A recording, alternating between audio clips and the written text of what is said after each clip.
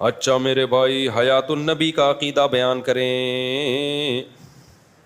حیات النبی ہے کہ نبی صلی اللہ علیہ وسلم قبر میں برزخی حیات کے ساتھ زندہ ہیں، لیکن وہ عام مردوں جیسی حیات نہیں ہے، اس سے بہت زیادہ پاورفل ہے، لیکن ہے وہ برزخی حیات۔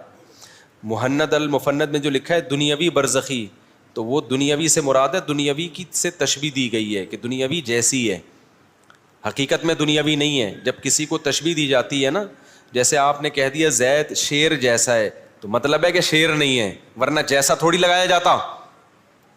تو علماء دیوبند مانتے ہیں کہ نبی کو جو قبر میں حیات ملی ہے وہ دنیاوی حیات نہیں ہے، لیکن بعض چیزوں میں دنیاوی جیسی ہے۔ جیسی کیسے؟ جیسے ہم دنیا میں جب زندہ ہوتے ہیں تو ہماری باڈی خراب نہیں ہوتی، تو پیغمبروں کا جسد بھی قبر میں ہمیشہ محفوظ رہتا ہے۔ جیسے کہ ایک حدیث میں بھی آتا ہے کہ اللہ نے پیغمبروں کے مٹی پر پیغمبروں کے جسموں کو حرام کر دیا ہے، پیغمبر کا بالکل تازہ جسم رہتا ہے۔ آج بھی سید الانبیاء صلی اللہ علیہ وسلم اپنی قبر مبارک میں بالکل اسی طرح آپ کی جسم سلامت ہے جیسا زندگی میں تھا۔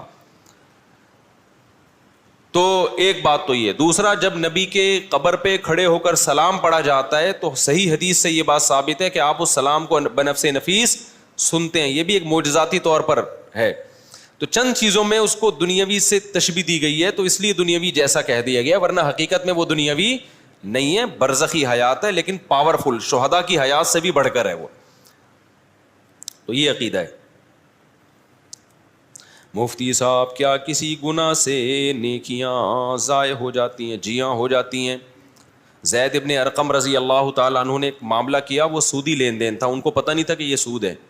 حضرت عائشہ نے فرمایا کہ زید ابن ارقم کو بتاؤ کہ تم نے اگر یہ سودی لین دین کر لیا تو تم نے جو نبی کے ساتھ مل کے جہاد کیا ہے نا، اللہ اس جہاد کے اجر کو ضائع کر دے گا۔ تو جیسے نیکیاں برائیوں کو کھاتی ہیں، برائیاں نیکیوں کو کھاتی ہیں، تو یہ دونوں ایک دوسرے کو کھا کے ختم کرتے ہیں۔ جب آپ نیکی کرتے ہیں تو گناہ معاف ہوتا ہے اس سے، اور جب گناہ کرتے ہیں تو کوئی نیکی ضائع ہو رہی ہوتی ہے۔